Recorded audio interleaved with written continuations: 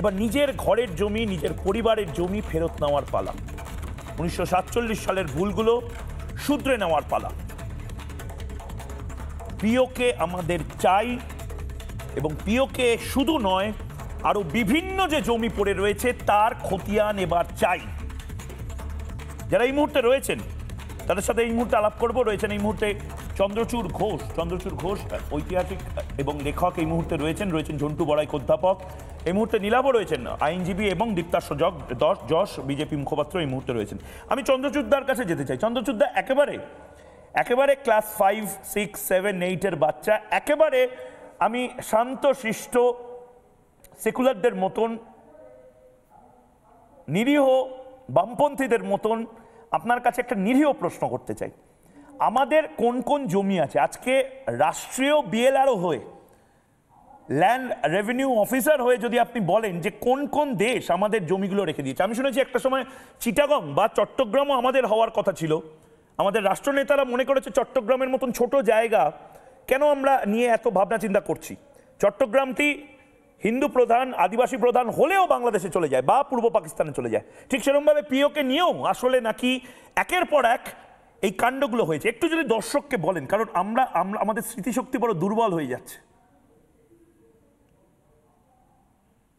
ময়ূক, দেশ ভাগ হওয়ার পর কোন জায়গা কোন দেশের কাছে গেছে সেই প্রসেসটা যখন চলেছে তখন সেটা তো কোনো পাবলিক কনসালটেশনের মাধ্যমে হয়নি, গোপনে হয়েছে, এবং হয়ে যাওয়ার পরে সেটা পরবর্তীকালে ঘোষণা করা হয়েছে ধীরে ধীরে ওয়াইড পাবলিসিটি দিয়ে নয়, যাতে পাবলিক রিয়াকশন না হয় বেশি, এবং সেটা ধীরে ধীরে যখন লোকে জেনেছে, জানতে পেরেছে, যারা সাফার করেছেন তারা করেছেন।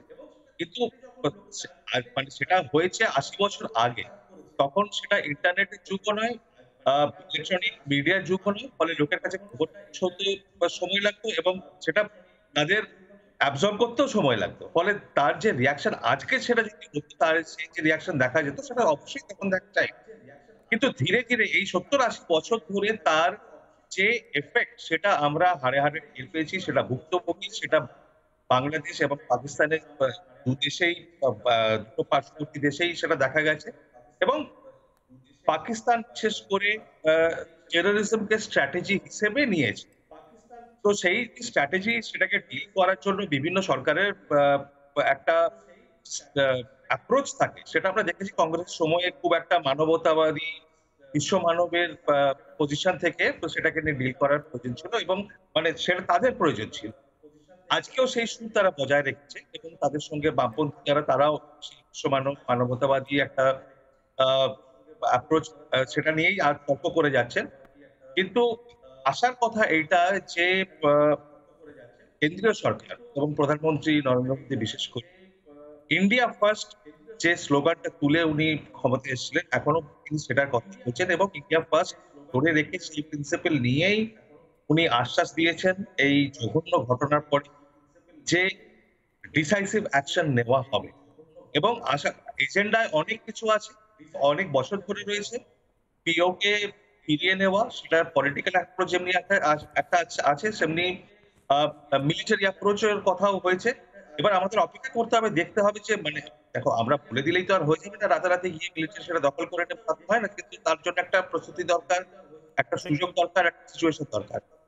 এবার সেই সিচুয়েশনে মানে একদম লাস্ট স্ট্রতে আমরা পৌঁছে গেছি। এবার আশা করবো সেরকম ধরনের একটা ডিসিসিভ অ্যাকশন হবে, এবং হওয়া প্রয়োজন। ভারতকে যদি এক থাকতে হয়, ভারতকে যদি সুস্থ থাকতে হয়, তাহলে এই যে রোগ কান্ট্রি দুটো পাশাপাশি রয়েছে, যেখানে ক্রমাগত বাংলাদেশে হিন্দু নির্যাতন হয়ে যাচ্ছে, যেখানে আমরা হিন্দু পপুলেশন দেখছি 22% থেকে 7-8% নেমে এসছে, এবং পাকিস্তানের কি অবস্থা সেটা মানে আর বলার কোনো প্রয়োজন নেই কি হচ্ছে সেখানে।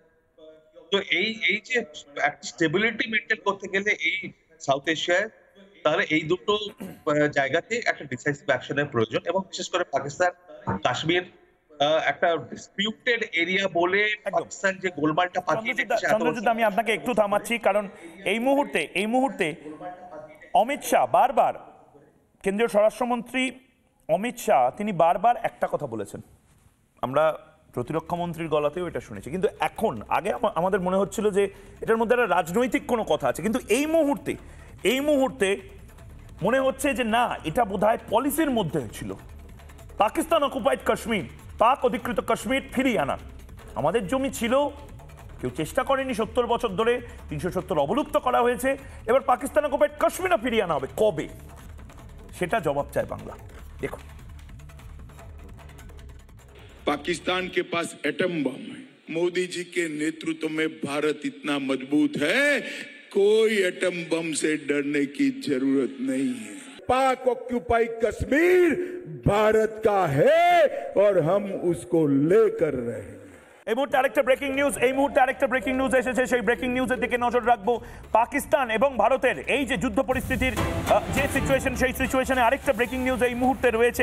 নানা ধরনের কন্টেন্ট দেখার জন্য লাইক করুন, শেয়ার করুন আমাদের ফেসবুক পেজ, সাবস্ক্রাইব করুন আমাদের ইউটিউব চ্যানেল। পাশাপাশি অন্যান্য ব্রেকিং নিউজের জন্য অবশ্যই চোখ রাখুন রিপাবলিক বাংলায়।